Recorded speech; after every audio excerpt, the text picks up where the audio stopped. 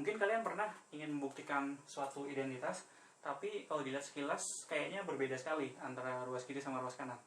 Nah, di sini saya akan membahas sebuah teknik yang bisa membantu kita untuk membuktikan beberapa identitas aljabar. Jadi caranya adalah menafsirkan ruas kiri dan ruas kanan sebagai dua jawaban berbeda untuk satu persoalan kombinatorik yang sama. Oke. Kenapa? Karena kalau persoalan kombinatorik, jadi kayak pencacahan gitu ya, ada berapa, itu jawabannya pasti hanya ada satu, jawabannya tunggal. Jadi otomatis A akan sama dengan B. Oke, saya akan membahas beberapa soal yang naskahnya bisa dilihat di deskripsi. Oke, untuk contoh yang pertama, kita diminta membuktikan bahwa penjumlahan ini sama dengan 2 pangkat N. Oke, di sini N kombinasi R, rumusnya kayak gini, ya, N faktorial dibagi R faktorial sama N minus R faktorial. Oke. Kalau kita lihat sekilas, ini agak-agak mengejutkan, karena di ruas kiri itu isinya faktorial-faktorial, sedangkan di ruas kanan itu 2 pangkat. Itu kan berbeda banget ya.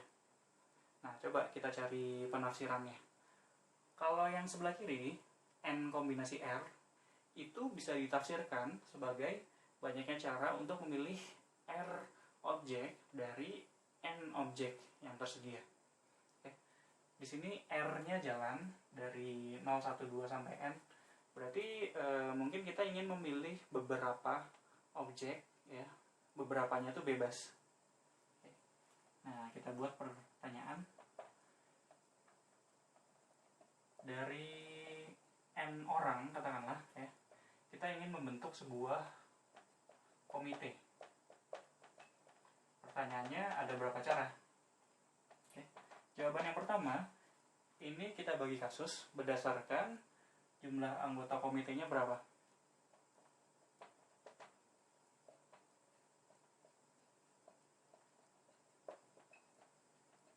Oke. Katakanlah R, maka jangkauan nilai R itu dari 0 sampai M. Oke. Dan jawabannya ada sebanyak N kombinasi R.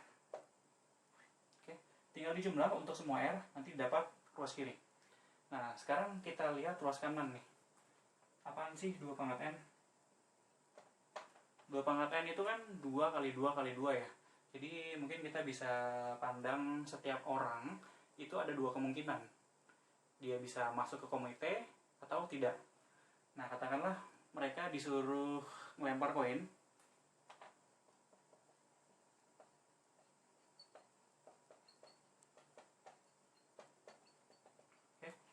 Masing-masing orang ada 2 kemungkinan, berarti total kemungkinannya berapa? 2 dikali 2 dikali 2 sebanyak N kali, yaitu 2 pangkat N. Dengan ketentuan kalau dia dapat angka, ikut komite, kalau dia dapat gambar, tidak.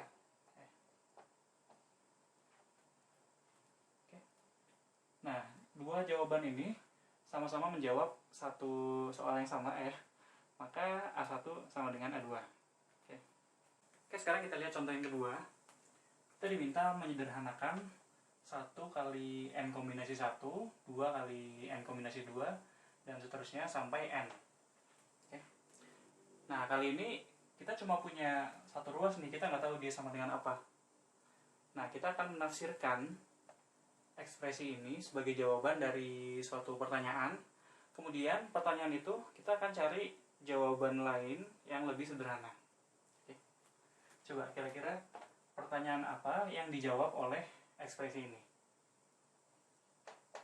Ini kan ada N kombinasi R ya, berarti harus milih beberapa objek. Ya, katakanlah dari N orang. Kita harus membentuk satu komite.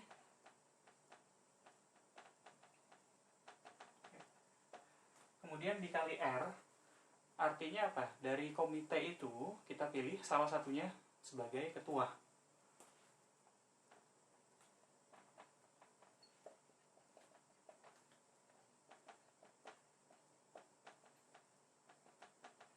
Oke.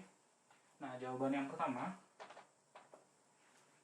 itu adalah sigma dari N kombinasi R kali R. Untuk R-nya 0 sampai N ya, dimana R adalah jumlah anggota komite.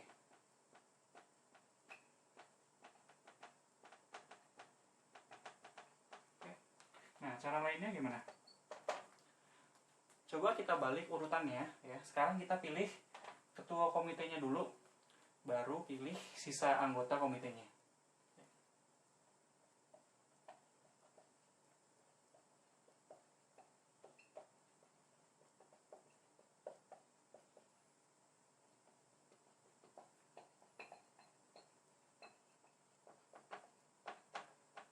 Nah, cara untuk memilih ketua komite, berarti kita harus milih satu orang dari N orang ya. Itu ada N cara. Kemudian sisa anggota komitenya gimana? Selain ketua, ini kan ada N-1 orang ya. Dari N-1 orangnya itu kita pilih beberapa gitu ya, nggak dibatasin jumlahnya. Jadi ada 2 pangkat N-1 kemungkinan. Oke, jadi totalnya ada N kali 2 pangkat N-1 cara. Oke. Nah, karena ini adalah 2 jawaban untuk pertanyaan yang sama, maka kita bisa klaim bahwa ini sama dengan N dikali 2 pangkat N-1. Oke, untuk soal yang ketiga, kita diminta membuktikan bahwa 2 penjumlahan ini sama ya. Sigma ini sama dengan sigma ini. Kalau dilihat sekilas ini beda banget ya, karena yang sebelah kanan ada 2 pangkatnya, tapi yang sebelah kiri nggak ada. Oke. Nah, gimana nih? Kita coba lihat koefisien-koefisien binomialnya ya. Kalau di sini ada R sama N ya, tapi di sebelah kanan R sama R. Itu kan nggak seimbang ya, nggak sama antara ruas kiri sama ruas kanan. Jadi kita ubah dulu yang tadinya N kombinasi R, ini sama saja dengan N kombinasi N min R. Oke. Nah, sekarang gini, ini kan ada N, ada M ya, jadi ada 2 grup, katakanlah ada laki-laki sama perempuan.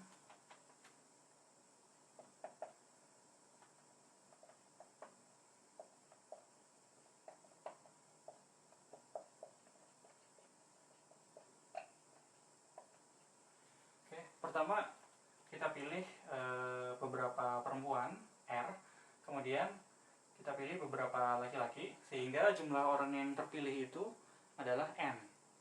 Berarti kita harus membentuk dari gabungan ini sebuah komite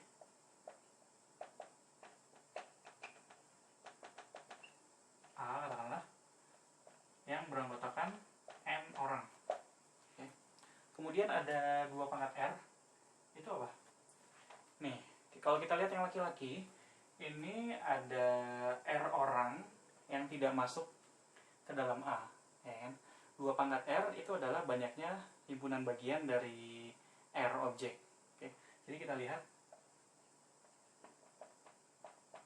laki-laki yang tidak masuk ke A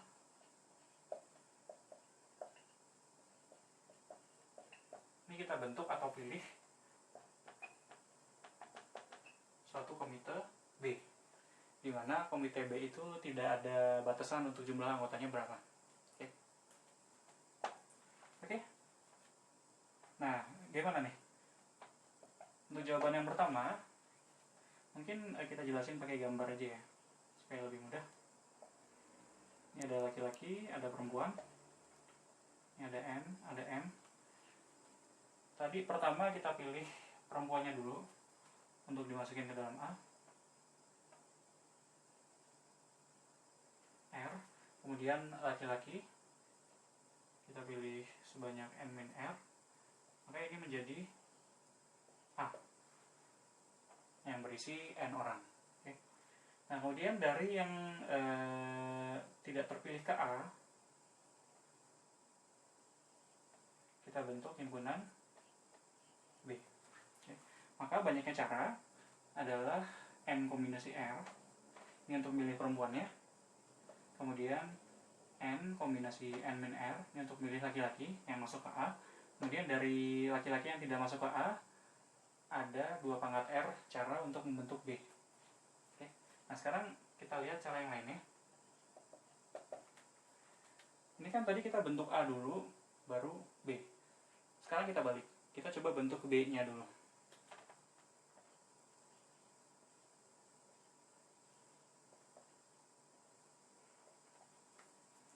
Oke, B kita bentuk dari yang laki-laki ya. Katakanlah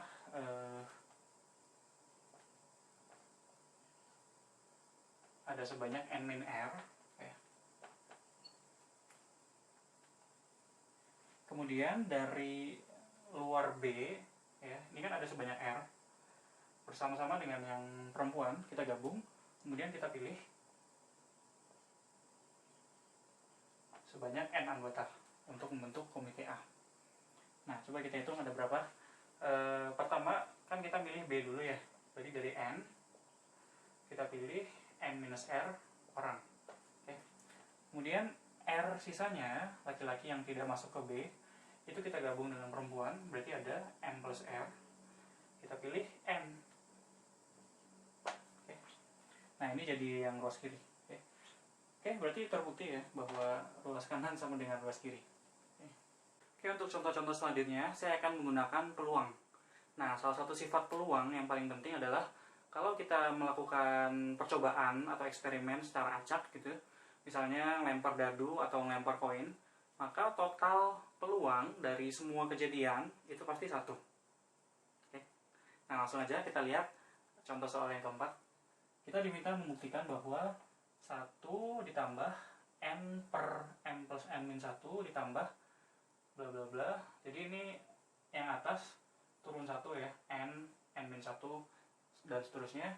Yang bawah juga turun 1 turun 1. M plus n min 1, kemudian m plus n min 2 sampai m. Oke. Sama dengan ini. Oke.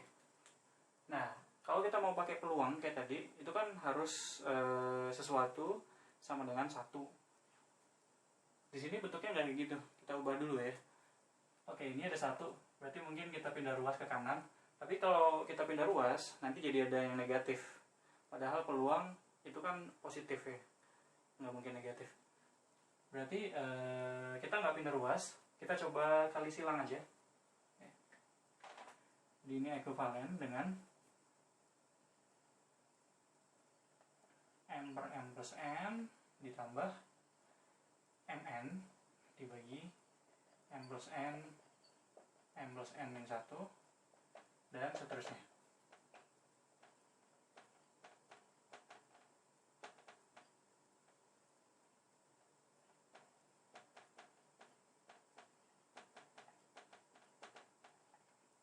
Kemudian 1. Oke.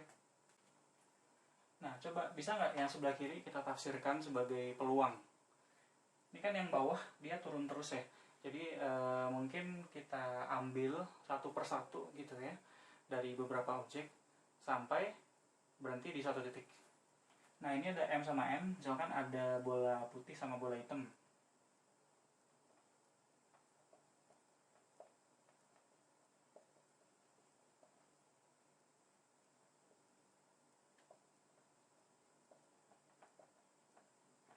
Kita ambil satu persatu.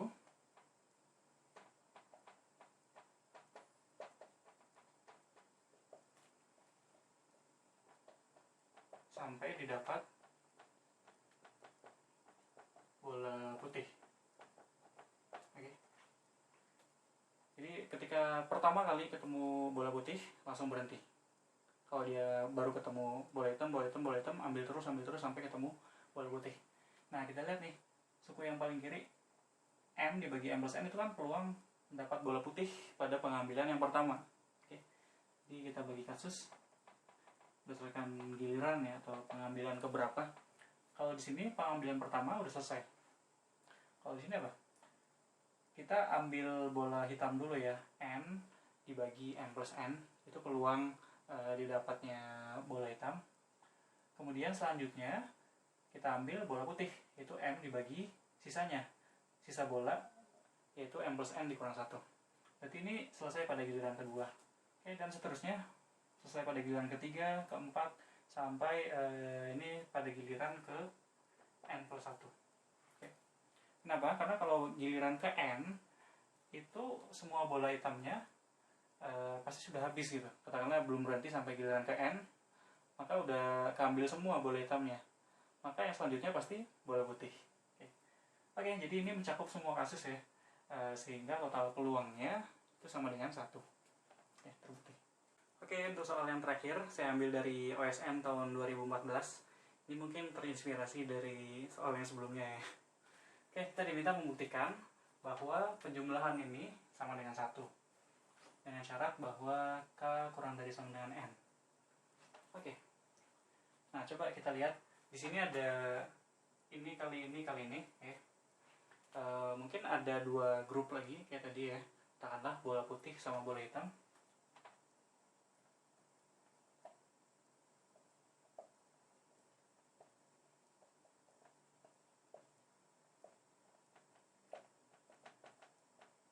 Nah, kita ambil R bola putih, kemudian K bola hitam. Ini kan peluangnya ini kali ini dibagi ini. Nah, tapi di sini K-nya itu fix, R-nya jalan. Jadi gimana? Ini kayak kita ambil satu persatu gitu ya, sampai didapat K bola hitam. Habis itu berhenti. Karena yang variabelnya kan bola putihnya ya, bola putihnya bisa 0 sampai M.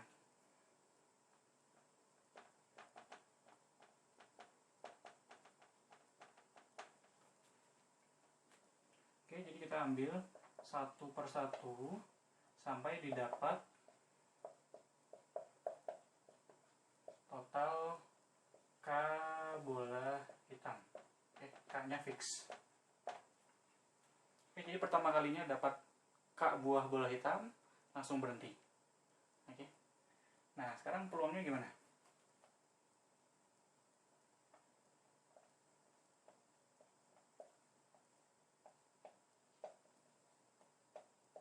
Ini adalah peluang didapat R bola putih dan K bola hitam.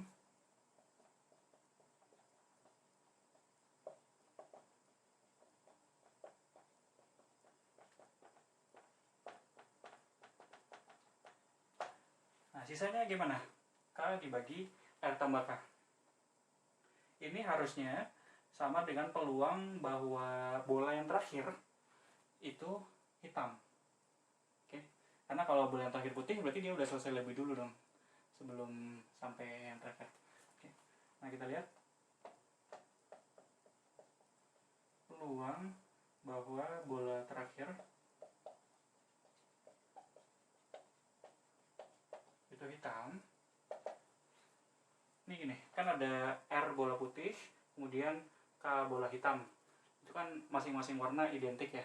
Kalau dipermutasi, kita pengen yang paling kanan, yang terakhir, itu hitam. Nah, berarti yang katakanlah gini ya. Sisanya, ini ada R plus K-1 permutasi dengan pengulangan ya. Jadi R plus K-1 faktorial. Pengulangannya apa? Bola putihnya itu masih sama R, bola hitamnya berkurang 1. Oke. Nah, dibagi dengan semua permutasi R sama K. Berarti kan R tambah K faktorial dibagi R faktorial K faktorial. Oke, disederhanakan, nanti tinggal R plus K di bawah, R faktorial coret, K di atas. Oke, jadi ternyata ini adalah peluang yang di sini ya. Oke, jadi terbukti ya, total peluangnya sama dengan 1, dan ruas kiri sama dengan ruas kanan. Gimana sih?